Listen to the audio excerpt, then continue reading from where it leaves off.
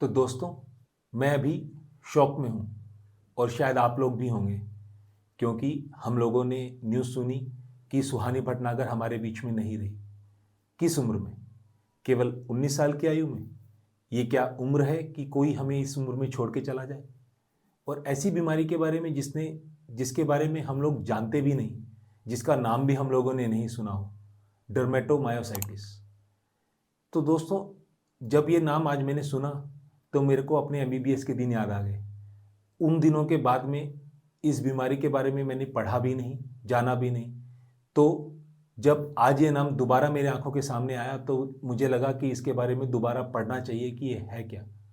तो दोस्तों, ये एक ऑटो इम्यून डिजीज़ है जिसमें बॉडी अपना और पराया में फ़र्क करना भूल जाती है। जैसे कि घर का भेदी लंका ढाए होता है, अगर आपका खुद का प्रियजन ही आपके अगेंस्ट काम करने लगेगा तो आपकी हार होने की पॉसिबिलिटी बहुत ज़्यादा बढ़ जाती है।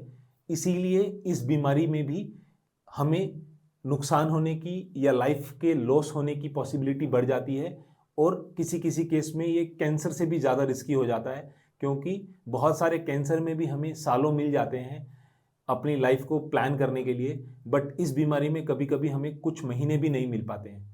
इसलिए ये बीमारी बहुत ज़्यादा डेंजरस है। तो बॉडी का जो इम्यून सिस्टम होता है, जो हमें बाहर के इन्फेक्शन और पैथोजन से बचाता है, वो अपनी बॉडी की नॉर्मल सेल्स को ही पराया मान के उसके अगेंस्ट काम करने लग जाता है। ये एक ऑटो इम्यून डिजीज़ का एक स्पेक्ट्रम होता है जिसमें कई सारी बीमारी होती है, जिसमें ऑटो इम्यून हेपेटाइटिस या अलग अलग प्रकार की ऑटो इम्यून डिजीज़ हैं। इसके होने का कारण ज़्यादातर हमें पता नहीं है। बहुत सारे केसेस में इडियोपैथिक होता है, कुछ केसेस में ये जेनेटिक हो सकता है जिसमें माँ बाप से बच्चों को हो जाए, कभी कोई ऐसा इन्वायरमेंटल फैक्टर हो सकता है जिसका हमें पता ना हो, या कभी वायरस के इन्फेक्शन की वजह से, या किसी ड्रग्स की वजह से, या कभी कभी रेडिएशन के एक्सपोजर की वजह से भी ये बीमारी हो सकती है। ये बीमारी एक बहुत ही रेयर बीमारी है जो 1 लाख लोगों में से 1 लोग को होती है, और इसका इतना रेयर होने के कारण इसका डायग्नोसिस भी बहुत जल्दी नहीं हो पाता है। बहुत सारे केसेस में मिस हो जाता है। स्पेशली जब ये यंग लोगों को होती है तब इसका सस्पिशन और ज़्यादा कम होता है और ये डायग्नोसिस और डिले हो जाता है होने में। इसके सिम्टम्स में हमें मसल्स में वीकनेस होती है, जो कि मेनली सेंट्रल सिस्टम के अलोंग, जो कि शोल्डर या नेक की मसल हो या थाई या हिप्स की मसल के अराउंड होती है। उसके अलावा स्किन में रैशेस होना, जो एल्बो या नी जॉइंट के आसपास या फिर फेस या चेस्ट के पास होने की पॉसिबिलिटी होती है। उसके अलावा मसल का वीकनेस होना, फटीग जल्दी होना, जॉइंट्स में पेन होना, इसके अलग अलग सिम्टम्स हैं। कभी कभी हमें स्वेलो करने में भी डिफ़िकल्टी हो सकती है, और कभी कभी सिम्टम्स उसकी ट्रीटमेंट की वजह से होते हैं। जब हमारी ट्रीटमेंट शुरू हो चुकी होती है तब इम्यूनिटी कमज़ोर होती है, जिसकी वजह से इन्फेक्शन आने का रिस्क होता है और सिम्टम्स आते हैं। इसकी डायग्नोसिस बनाने के लिए हम ब्लड टेस्ट करते हैं, जिसमें हम एंटीबॉडीज़ के लिए टेस्ट करते हैं कि ब्लड में ऐसी एंटीबॉडीज़ तो नहीं है जो बॉडी की खुद के अगेंस्ट रिएक्ट कर सके, या फिर हम चेस्ट एक्सरे करके लंग्स में उसके इम्प्लीकेशंस को देखते हैं, या फिर एमआरआई या फिर इलेक्ट्रोमायोग्राफी, जिसमें हम मसल के अंदर एक प्रोब इंसर्ट करते हैं और मसल का फंक्शन टेस्ट करते हैं। उसकी मदद से हम इस बीमारी को पता लगा सकते हैं। अदरवाइज गोल्ड स्टैंडर्ड में हम मसल का एक छोटा सा टुकड़ा लेते हैं और माइक्रोस्कोप में देखते हैं, जिसे मसल बायोप्सी कहा जाता है। उसके माध्यम से इस बीमारी का पता चलता है। ट्रीटमेंट इसका बहुत ही ब्रॉड स्पेक्ट्रम रहता है, जिसमें मल्टीपल स्पेशलिटीज़ इन्वॉल्व होती हैं।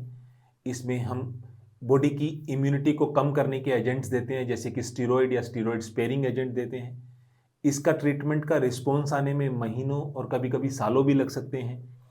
और जब हम स्टीरॉयड या स्टीरॉयड स्पेयरिंग एजेंट देते हैं, इससे हमारी बॉडी की इम्यूनिटी कमज़ोर हो जाती है, जिससे हमें बाहर के इन्वायरमेंट से इन्फेक्शन होने का खतरा बढ़ जाता है, जो कि इसके अंदर मोर्टेलिटी का या डेथ का बहुत कॉमन कारण होता है। उसके अलावा स्पीच थेरेपी या मसल स्ट्रेंथनिंग एक्सरसाइज इसकी ट्रीटमेंट का एक इंटीग्रल पार्ट है। उन सब से भी इसमें हमें मदद मिलती है।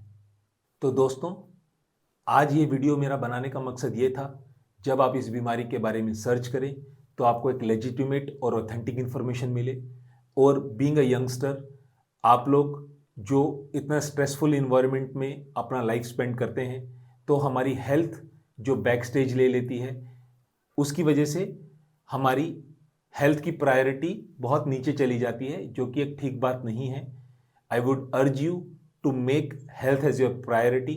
तो दोस्तों, करियर, फेम, मनी वो आते जाते रहेंगे, पर health once it is gone, it's gone for ever. इसीलिए health should be your priority.